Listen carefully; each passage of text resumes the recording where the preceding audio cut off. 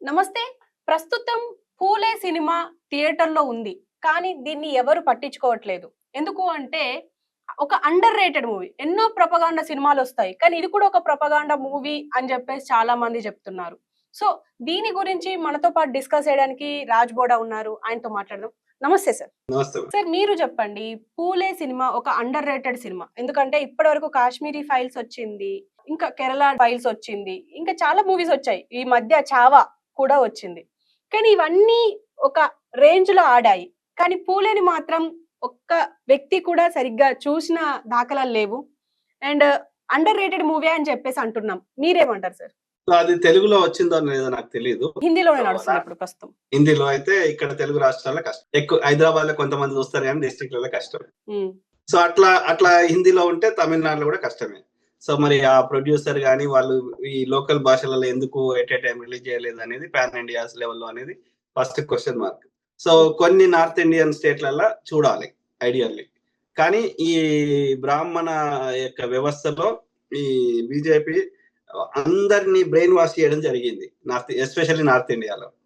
So, దానికి తోడు ఇది అందరికి వాళ్ళ గురించి తెలిసింది కాబట్టి ఒకటి ఏది ఏమైనా మూవీ అనేది అందులో ఆ తీసే విధానంలోనే అది హిట్ అయితదా లేకపోతే ఫట్ అయితదా అనేది దాని ఆధారపడుతుంది. హౌ ద స్క్రీన్ యొక్క ఎమోషన్స్ ని కరెక్ట్ గా పండించారా, ఆ భాష సామాన్యులకు అర్థమయ్యే లెవెల్లో ఉన్నదా, దాన్ని బట్టి ఉంటది. ఇప్పుడు గాంధీ గారి మీద కూడా చాలా సినిమాలు వచ్చినాయి, అంబేద్కర్ గారి మీద కూడా చాలా సినిమాలు వచ్చినాయి, కానీ అన్ని హిట్ కాలేదు. ఎందుకంటే తీసే విధానాన్ని బట్టి ఉంటది. అందులో విషయం ఉంటే కొంచెం లేట్ అయినా సరే అది హిట్ అవుతుంది, వాళ్ళ విషయం లేకపోతే. సో మీరేమంటారు? అంటే ఇప్పుడు 'పూలే' గురించి మనం తెలుసుకోవాల్సింది, ఇప్పుడు ఈ జనరేషన్ తెలుసుకోవాల్సింది. ఎందుకంటే కొన్ని కారణాల వల్ల అమ్మాయిల్ని చదివించలేకపోయారు. తొందరగా పెళ్లి చేసేసారు. అండ్ అసలు బయటికెళ్ళనిచ్చేవారు గాదు. వాళ్ళ కోసం ఇప్పుడు 'సావిత్రిబాయి పూలే' అండ్ 'జ్యోతిరావు పూలే' వీళ్ళిద్దరూ చాలా కష్టపడ్డారు. అండ్ అప్పట్లో బ్రిటిషర్స్‌కి అంటే మీరు స్వతంత్రం కోసం పని చేయొచ్చు గదా! ఎందుకు వీళ్ళ కోసం అంటే కింది స్థాయి వాళ్ళ కోసం, దళితుల కోసం ఎందుకు పనిచేస్తున్నారు అని కూడా మాట్లాడారంట. సో, దీని గురించి మీరేం జెప్తారు సార్?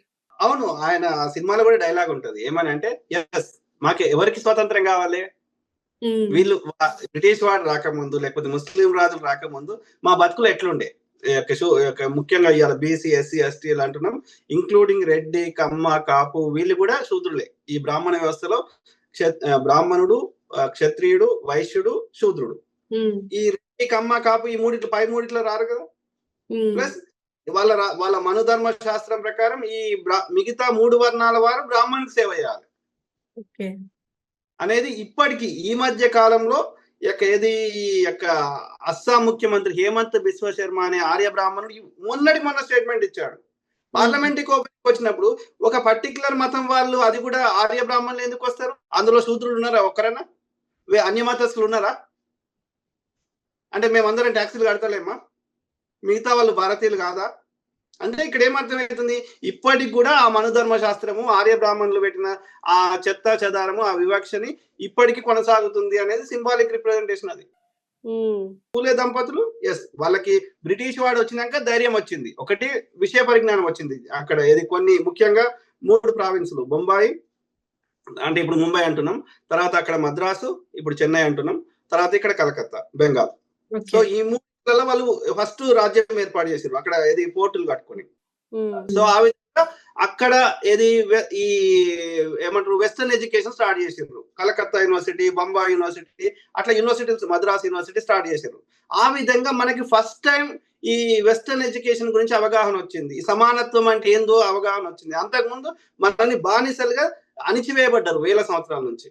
కాబట్టి మన స్వాతంత్రం మళ్ళా బ్రిటిష్ వాడు వెళ్ళిపోతే మళ్ళీ మాకు స్వతంత్రం పోతుంది. కాబట్టి మా స్వతంత్రం గురించి పోరాటం చేసినాం. వాళ్ళేమో బ్రాహ్మణుల స్వతంత్రం కోసం పోరాటం చేసినారు, మేమేమో మా స్వతంత్రం పోరాటం చేసినాం. అది పూలే గారు కావచ్చు, అంబేద్కర్ గారు కావచ్చు. బ్రిటిష్ వాడు వెళ్ళిపోయినారు, మాకు సపోర్ట్ సిస్టమ్ ఉండదు, మేము కొట్లాడలేము. సో అది అక్కడ జరిగిన స్ట్రగుల్.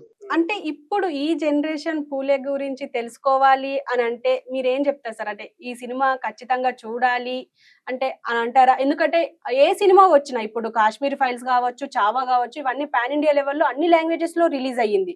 కానీ ఇప్పుడు ఈ సినిమా మాత్రం అసలు వేరే లాంగ్వేజ్ లో రిలీజ్ అవుతుందా లేదా అని కూడా డౌటే నడుస్తుంది మన దేశంలో ఇప్పుడు ప్రస్తుతం. మీరేం చెప్తారు? ఆ సినిమాలో ఆ తీసే విధానంలో విషయం ఉంటే తప్పకుండా ఏది అందులో డబ్బులు వస్తే అది హిట్ అయితే తప్పకుండా వేరే లాంగ్వేజ్ వాళ్ళు కూడా దాన్ని డబ్బు చేసే అవకాశం ఉంటుంది డెఫినెట్లీ.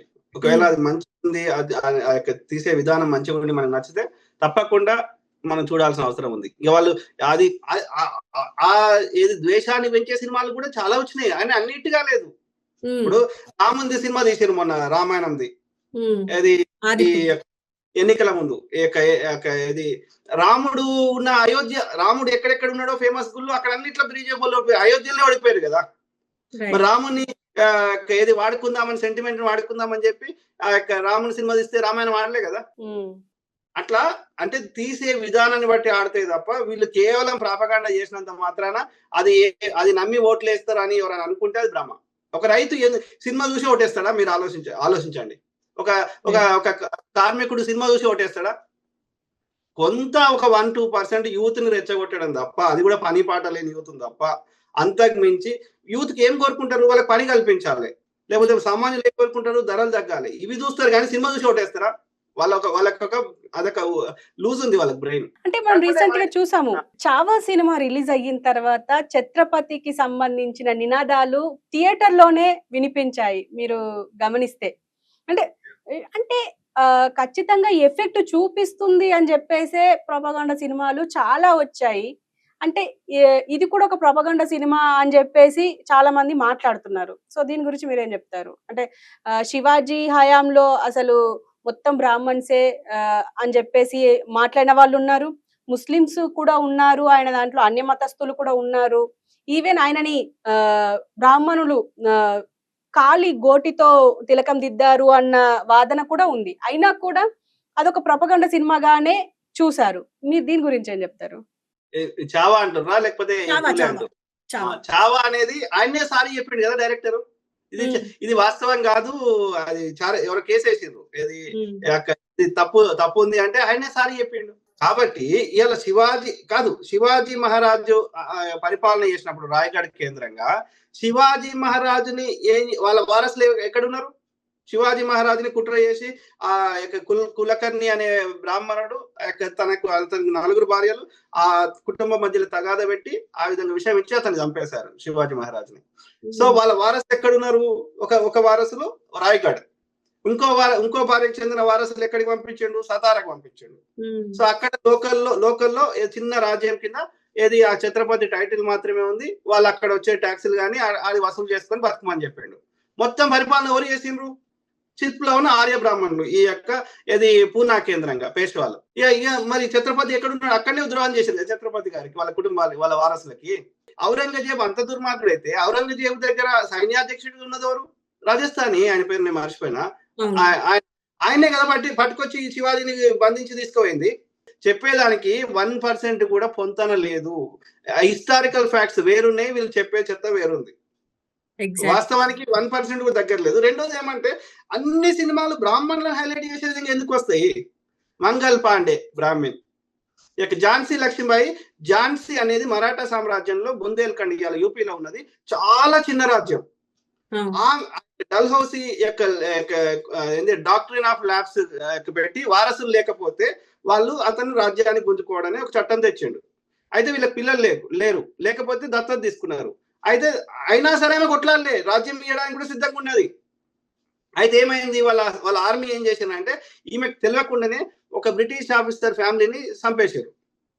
చంపేస్తే దానికి ప్రతీకారంగా ఆ యొక్క డల్హౌసీ ఆర్మీని పంపిస్తే ఆమె విధి లేని పరిస్థితుల్లో యుద్ధం చేయాల్సి వచ్చింది. ఆమె అంతటా ఆమె ఇష్టంతో యుద్ధం చేయలే.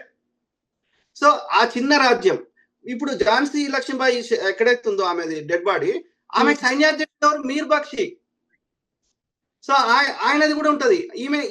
ఈమెను తప్పించడానికి ఈమె కింద ఉన్నటువంటి ఒక దళిత స్త్రీ ఉండే, ఆమె పేరు జజ్జరీబాయి. సో ఆమె ఇలాగ వేషం వేసుకొని వాళ్ళతో వాళ్ళ దృష్టి ఆమె మధ్యప్రదేశ్ వారిపోతుంది. అయినా సరే ఆ మధ్యప్రదేశ్ లో ఈమె దొరకబట్టించింది ఎవరు? ఆ సింధియాలు, బ్రిటిష్ వాళ్ళకి. ఎందుకంటే వాళ్ళు కూడా ఈ యొక్క అలయన్స్ తీసుకున్నారు బ్రిటిష్ వాళ్ళతోటి. మరి ఎక్కడ ముస్లిం వచ్చిండు? రెండోది ఏమంటున్నా అంటే ఈ ఈ 1857 సిపాయిల తిరుగుబాటులో వీళ్ళందరికీ నాయకత్వం వహించిన వారు చివరి మొగలు బహదూర్ షా. ఆయన వైఫ్ ని ముసలోళ్ళు 80 ఏళ్ళ ముసలోళ్ళు అయితే ఆ రంగూన్ పంపించారు. అక్కడ జైల్లో పెట్టారు. అక్కడిని చనిపోయారు వాళ్ళు. వాళ్ళ ముందటనే వాళ్ళ పిల్లల్ని చంపేశారు. సో అట్లా బేగం హజరత్ మహల్ అని అక్కడ అవధ్ లో ఉంటే ఆమె వీరోచితంగా పోరాటం చేసింది. ఆ పానిపట్లో కూడా ఆమె పోరాటం చేసింది. ఆమె ఏం చేసింది, తన రాజ్యాన్ని వదిలేసి నేపాల్ పారిపోయింది. ఇట్లా అనేక మంది కొట్లాడినరు. ఒక్క ఝాన్సీ లక్ష్మీబాయి కొట్లాడలే, కానీ ఒక్క ఝాన్సీ లక్ష్మీబాయి మీదనే సినిమాలు వస్తాయి. అంటే ఇక్కడ బ్రాహ్మణిజం ఆధిపత్యము అనాది నుంచి నడుస్తుంది నేటికి కూడా అనేది మనం గమనించాలి. బాజీరావు మస్తాని, పేష్వా, బ్రాహ్మణ్ సినిమాలు వస్తాయి. ఎందుకు వస్తాయి? మిగతా శూద్రులు ఎంత కష్టపడ్డా ఎందుకు రావు?